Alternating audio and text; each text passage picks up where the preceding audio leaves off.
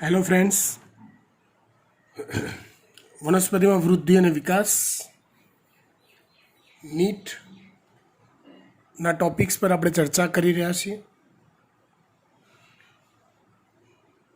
વાત કરીએ આપણે લાસ્ટ લેક્ચરમાં ઓલી બીજની સુસુપ્તાવસ્થાની વાત કરી હતી।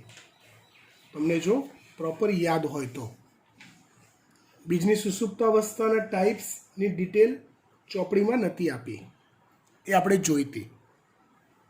આજે આપણે વાત કરીએ બીજમાં થતા બીજાંકુરણના પ્રકાર। તો પહેલા બીજાંકુરણ એટલે શું,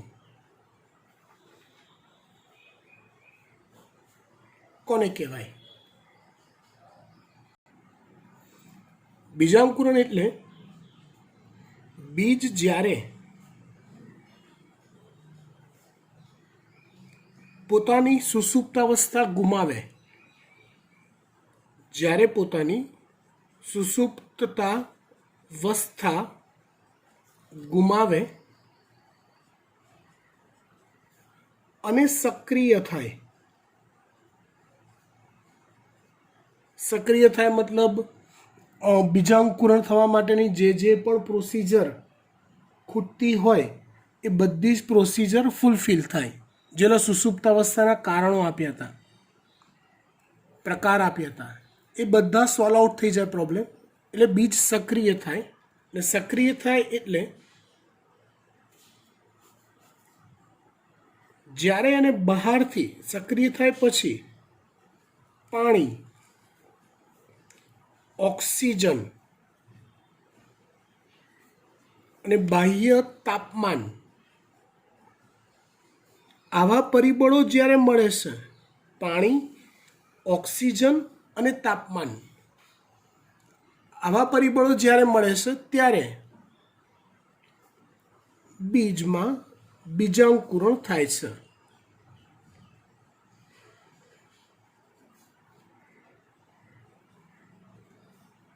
જેમાં સૌથી પહેલા ભ્રૂણમૂળ વૃદ્ધિ પામી બહાર આવે છે। સૌથી પહેલા ભ્રૂણમૂળ વૃદ્ધિ પામીને બહાર આવે છે, જેને ફણગો ફૂટ્યો અથવા બીજાંકુરણની શરૂઆત થઈ એવું કહેવાય છે। ત્યાર પછી આગળનો વૃદ્ધિ અને વિકાસ થયા કરે છે। બીજાંકુરણની લાક્ષણિકતા, મેથડ અથવા ટાઈપ્સ ને આધારે બીજાંકુરણના કેટલાક પ્રકાર પડે છે। પહેલો પ્રકાર છે ઉપરી ભૂમિક બીજાંકુરણ।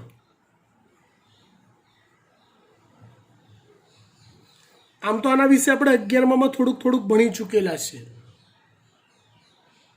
ઉપરી ભૂમિક બીજાંકુરણ એટલે શું? તો કે બીજાંકુરણની પ્રક્રિયા જ્યારે થતી હોય ત્યારે અદ્રાક્ષની વૃદ્ધિની સાથે બીજપત્રો પણ જમીનની બહાર આવી જાય છે। અદ્રાક્ષની વૃદ્ધિ થતી હોય તે વૃદ્ધિની સાથે સાથે અદ્રાક્ષ સાથે સંકળાયેલા જોડાયેલા બીજપત્રો પણ જમીનની બહાર આવી જાય। આવા બીજાંકુરણને ઉપરી ભૂમિક બીજાંકુરણ કહેવાય છે।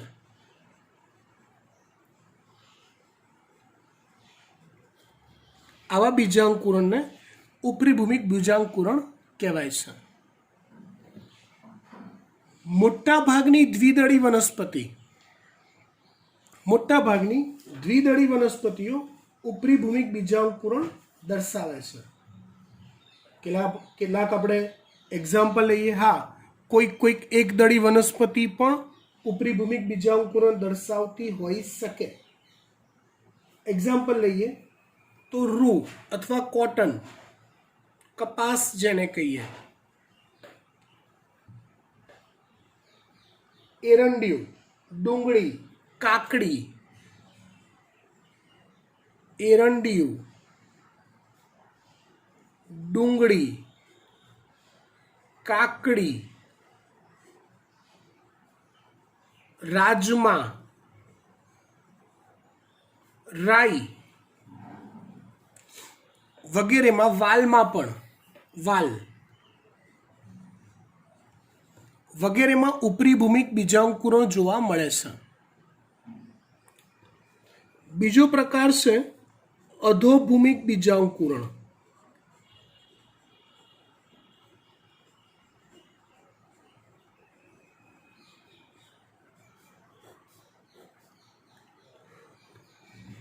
બીજો પ્રકાર છે અધોભૂમિક બીજાંકુરણ. અધોભૂમિક બીજાંકુરણ એટલે શું? તો જુઓ, આ બીજાંકુરણમાં અદ્રાક્ષ એ જમીનની અંદર જ રહેશે.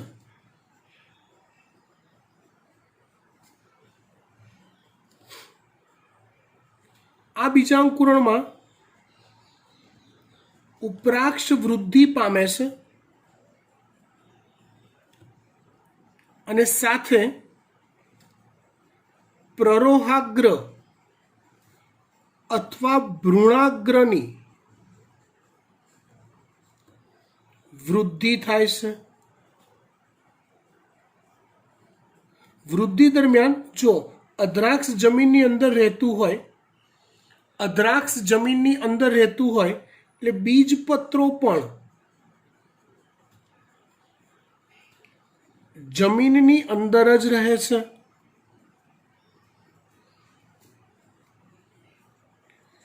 બીજપત્રો પણ જમીનની અંદર જ રહે છે.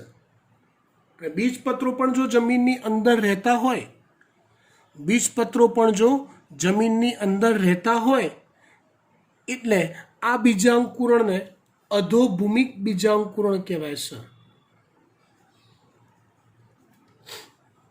આવા બીજાંકુરણને અધોભૂમિક બીજાંકુરણ કહે છે. મોટા ભાગની એકદળી વનસ્પતિ અને કેટલીક દ્વિદળી વનસ્પતિ અધોભૂમિક બીજાંકુરણ દર્શાવે છે. દાખલા તરીકે મકાઈ, ચોખા, ઘઉં, નારિયેળી, ચણા, ઘઉં, નારિયેળી, ચણા, વટાણા, મગફળી. આ ટોપિક કે આ કન્સેપ્ટ સમજાવવામાં ફાયદો શું નીટ માટે? તો કે જનરલી જ્યારે આપણે કોઈ રેગ્યુલર બુક વાંચતા હોઈએ, તફાવત સમજતા હોઈએ, ત્યારે એકદળી અને દ્વિદળીના તફાવતમાં આ મુદ્દો આવતો હોય છે. એકદળી વનસ્પતિ તો એમાં અધોભૂમિક બીજાંકુરણ જોવા મળે, દ્વિદળી વનસ્પતિ તો એમાં ઉપરી ભૂમિક બીજાંકુરણ જોવા મળે. પણ દોસ્તો, હકીકત એ છે કે બંને પ્રકારના બીજાંકુરણ બંને પ્રકારની વનસ્પતિઓમાં જોવા મળે. તમારે એક્ઝામ્પલ ખાસ યાદ રાખવા પડશે. જેમ કે આ વટાણા છે, દ્વિદળી છે, તો પણ એમાં અધોભૂમિક બીજાંકુરણ જોવા મળે. ચણા છે, દ્વિદળી છે, તો પણ અધોભૂમિક બીજાંકુરણ જોવા મળે. ડુંગળી છે, એકદળી છે, તો પણ એમાં ઉપરી ભૂમિક બીજાંકુરણ જોવા મળે છે. સમજ પડી બેટા? હા, ડન. ત્યાર પછી બીજાંકુરણનો ત્રીજો પ્રકાર આપણે જોઈએ.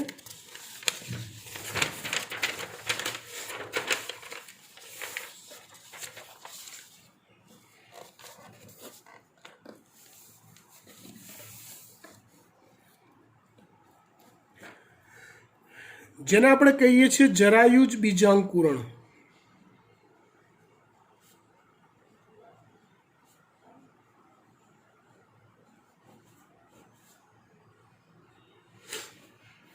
કયું બીજાંકુરણ? જરાયુજ બીજાંકુરણ. આ જે બીજાંકુરણ છે ને એ દરિયા કિનારાના ભરતી ઓટવાળા વિસ્તાર એટલે કે મેંગ્રુવ્સ વનસ્પતિઓમાં જોવા મળે છે,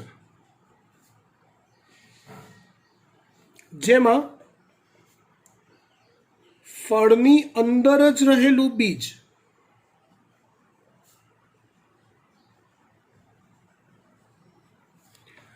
બીજાંકુરણ પામી જાય છે.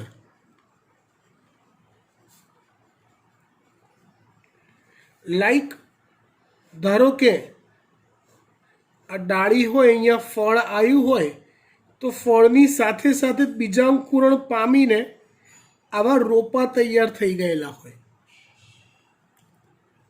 અને નાના તરુણ રોપા ફળ સાથે જ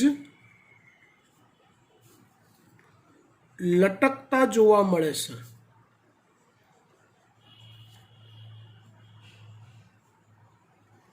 નાના તરુણ રોપા એ ફળ સાથે જ લટકતા જોવા મળે છે. હવે જ્યારે વજન વધી જાય, અહીંયા વજન વધી જાય એટલે આખો તૈયાર છોડ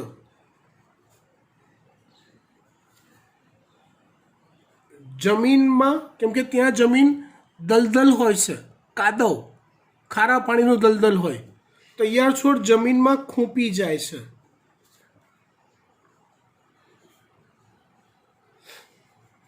અને આ રીતે જમીન પર સીધો છોડ જ પડે છે. આવા બીજાંકુરણને જરાયુજ બીજાંકુરણ કહેવાય, અથવા એના માટે બીજો શબ્દ છે અપત્ય પ્રસવી બીજાંકુરણ.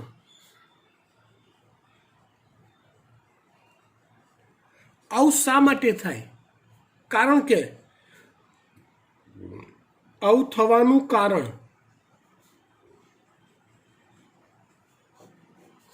કારણ એ છે કે દરિયા કિનારામાં જે ભરતી ઓટનો વિસ્તાર છે, દરિયા કિનારામાં જે ભરતી ઓટનો વિસ્તાર છે, ત્યાં જમીન પર ખારું પાણી હોય છે, એટલે કે અધિસાંદ્ર પાણી હોય છે. અને બીજાંકુરણ થવા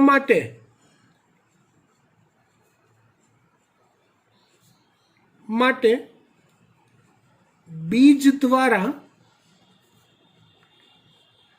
પાણીનું શોષણ થવું અનિવાર્ય હોય છે. બીજાંકુરણ માટે બીજ દ્વારા પાણીનું શોષણ થવું અનિવાર્ય હોય છે.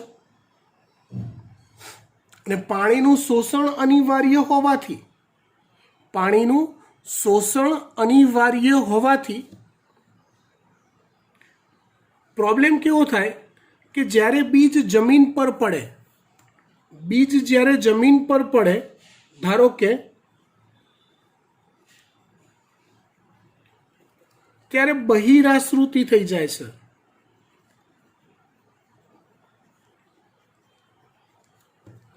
બીજ જ્યારે જમીન પર પડે ત્યારે બહિરાશ્રુતિ થઈ જાય છે, અને બહિરાશ્રુતિ થવાના કારણે બીજાંકુરણ શક્ય બનતું નથી. બીજમાં જે થોડું ઘણું પાણી વધ્યું હોય એ બહાર જતું રહેશે, આ ગુણધર્મના લીધે, આશ્રુતિના લીધે. એટલે જો મેંગ્રુવ્સ વનસ્પતિઓમાં બીજ જમીન પર આવી ગયા તો પછી એમાં ક્યારેય બીજાંકુરણ થતું નથી, કેમ કે પાણીનું શોષણ બીજ દ્વારા થવું શક્ય બનતું નથી. પાણીનું શોષણ બીજ દ્વારા કદાપી શક્ય બને નહીં. સમજી ગયા વાત? ડન. ત્યાર પછી બેટા ચેપ્ટરની શરૂઆતમાં વૃદ્ધિ દર અને વૃદ્ધિ આલેખ, વૃદ્ધિના પ્રકાર, વૃદ્ધિ વક્રના પ્રકાર, આવા મુદ્દા પર ચર્ચા આપેલી છે. એટલે આમ તો ટેક્સ્ટબુકમાં આપેલું છે એટલે તમને આવડે જ, પણ નીટ માટે કેટલીક વસ્તુઓ તમને ખાસ આવડવી જરૂરી છે. એવી વસ્તુઓની આપણે ચર્ચા કરીએ.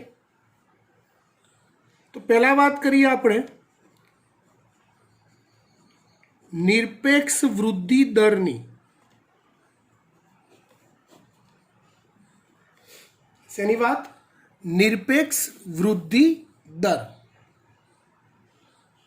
એકમ સમયમાં થતી કુલ વૃદ્ધિનું માપન અને તેની સરખામણીને નિરપેક્ષ વૃદ્ધિ દર કહે છે। એકમ સમયમાં થતી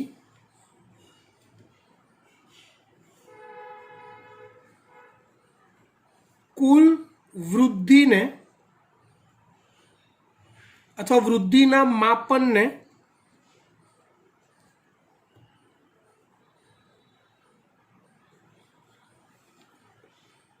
અને તેની સરખામણીને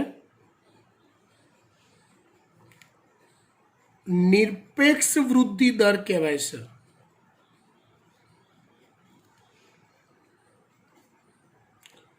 એકમ સમયમાં થતી કુલ વૃદ્ધિના માપનને અને તેની સરખામણીને નિરપેક્ષ વૃદ્ધિ દર કહે છે।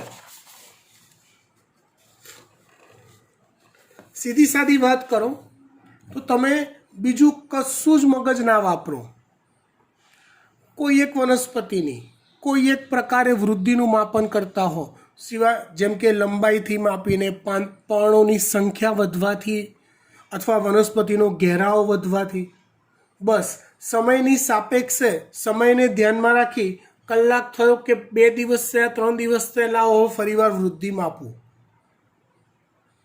તો એ જે સમયગાળામાં વૃદ્ધિનો વધારો થયો એને નિરપેક્ષ વૃદ્ધિ કહેવાય, કોઈ કમ્પેરિઝન નહીં।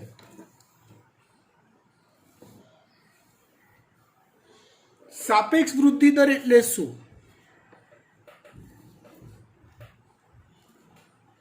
એના કરતાં કંઈક અલગ છે।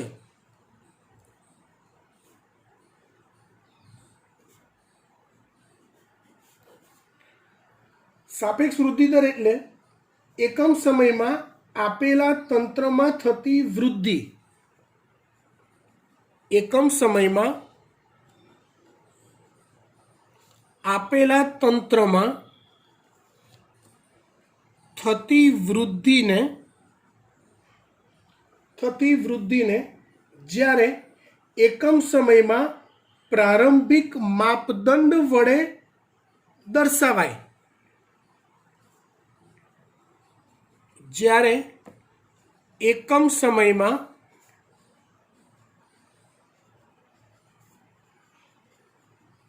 પ્રારંભિક માપદંડ વડે દર્શાવાય ત્યારે તેને સાપેક્ષ વૃદ્ધિ કહે છે।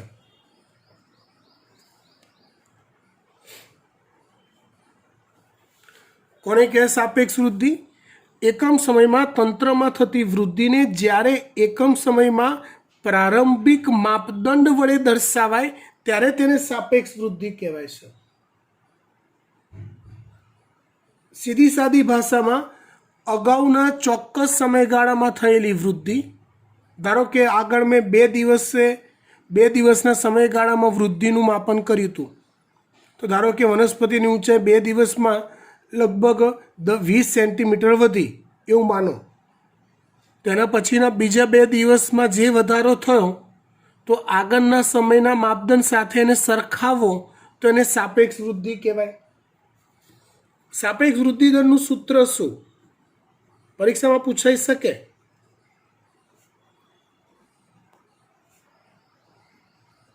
તો કે સાપેક્ષ વૃદ્ધિ દર એટલે આપેલા સમયમાં થતી વૃદ્ધિ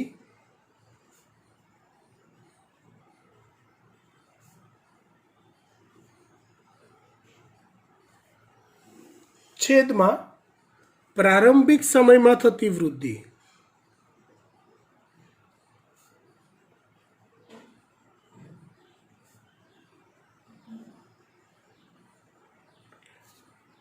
આપેલા સમયમાં થતી વૃદ્ધિ છેદમાં પ્રારંભિક સમયમાં થયેલી વૃદ્ધિ, જેને સાપેક્ષ વૃદ્ધિ દર કહે છે।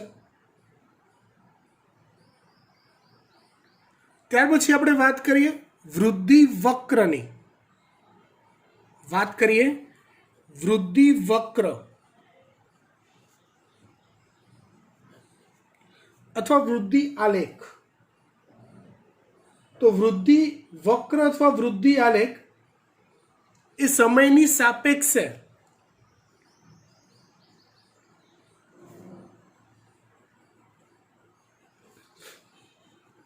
વૃદ્ધિ દરમાં થતા ફેરફારનું આલેખિત સ્વરૂપ છે.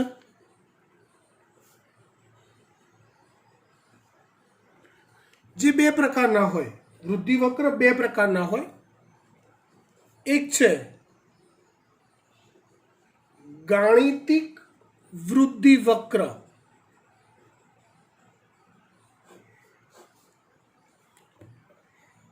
ગાણિતિક વૃદ્ધિ વક્ર એટલે શું?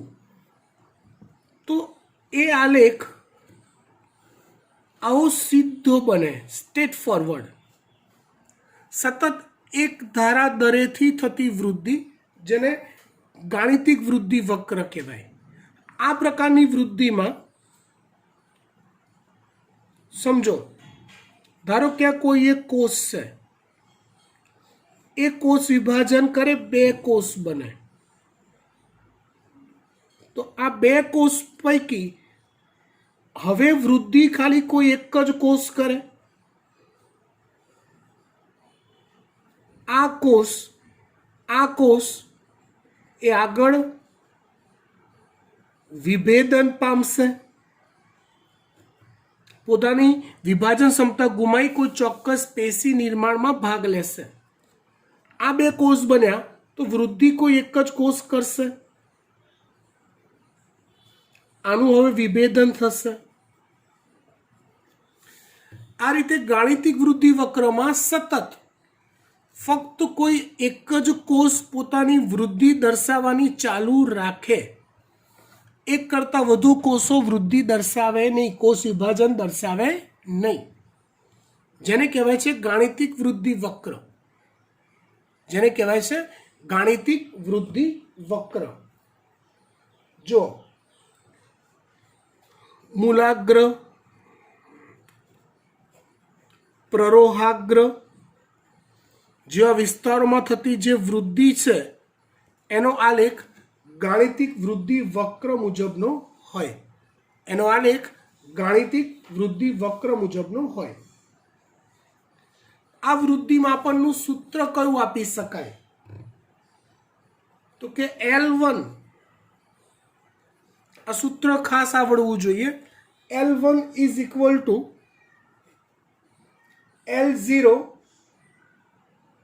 L0 plus R1.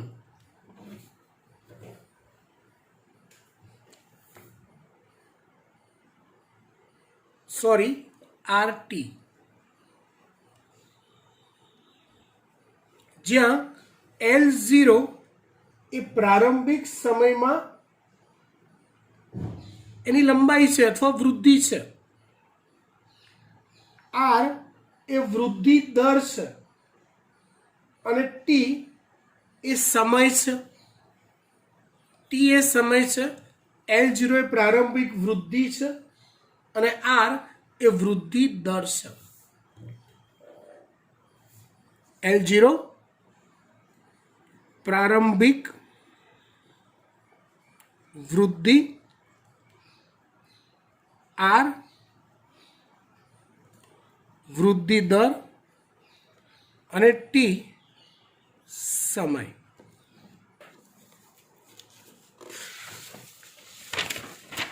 એવી જે બીજી વૃદ્ધિ આવે દોસ્તો, એ આવશે ભૌમિતિક વૃદ્ધિ અથવા એને ભૌતિક વૃદ્ધિ પણ કહે છે.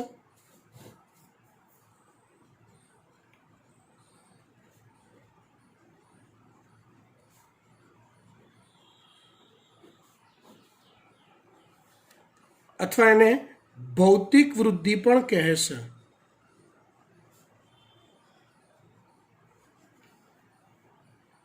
જો ભૌમિતિક અથવા ભૌતિક વૃદ્ધિ એટલે શું?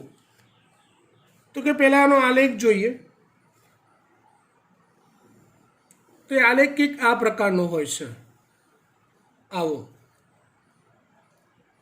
સમયની સાપેક્ષે શરૂઆતમાં વૃદ્ધિ દર ધીમો હોય, પછી થોડોક વધે ને છેલ્લે એકદમ ઝડપથી વૃદ્ધિ થાય.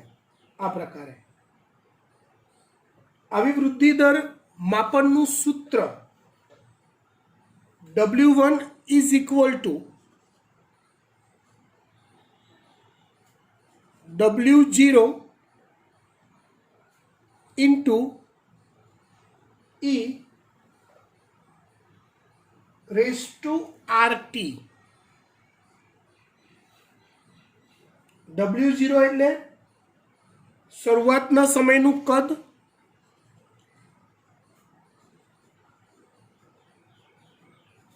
શરૂઆતનું કદ, E લોગેરિધમ અચળાંક 2.71, R વૃદ્ધિ દર, T સમય. તમે જુઓ બેટા, અહીંયા વૃદ્ધિમાં થતો ફેરફાર ગુણાકારમાં છે, સોરી રેસ ટુમાં છે, ઘાતાંકીય વધારો થાય છે. અને આગળ જે વૃદ્ધિ હતી એમાં જે ફેરફાર થતો હતો એ શેમાં થતો હતો? ગાણિતિકમાં સરવાળા અને ગુણાકારમાં વધારો થતો હતો. આ વૃદ્ધિમાં કેવું હોય? કોઈ એક કોષ છે, એમાંથી 2 કોષ બન્યા, તે બંને આગળ વૃદ્ધિ કરે. 4 બન્યા તો 4 આગળ વૃદ્ધિ કરે, કોષ વિભાજન પામે.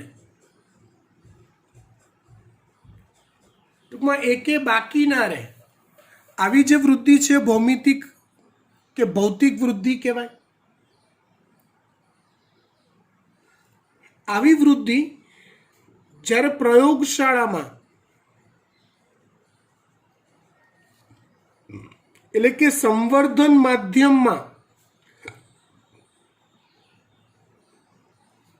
કોઈ એક કોષીય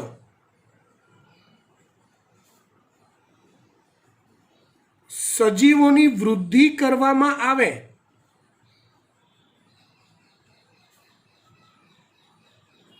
તો આ પ્રકારની હોય છે. કોઈ એક કોષીય સજીવોની વૃદ્ધિ કરવામાં આવે તો આ પ્રકારની હોય છે. કયા પ્રકારની? ભૌમિતિક વૃદ્ધિ પ્રકારની. સમજી ગયા? ડન. આ ચેપ્ટરની અંદર આટલું જ. અહીંયા પ્લાન્ટ ફિઝિયોલોજીનું નીટ ભણાવવા પૂરતું જે છે પૂરું થાય છે. બાકીનું જે કંઈ પણ આવશે એ તમારા ડાઉટ્સને આધારિત તમને અલગથી શીખવાડવામાં આવશે. Okay, thank you.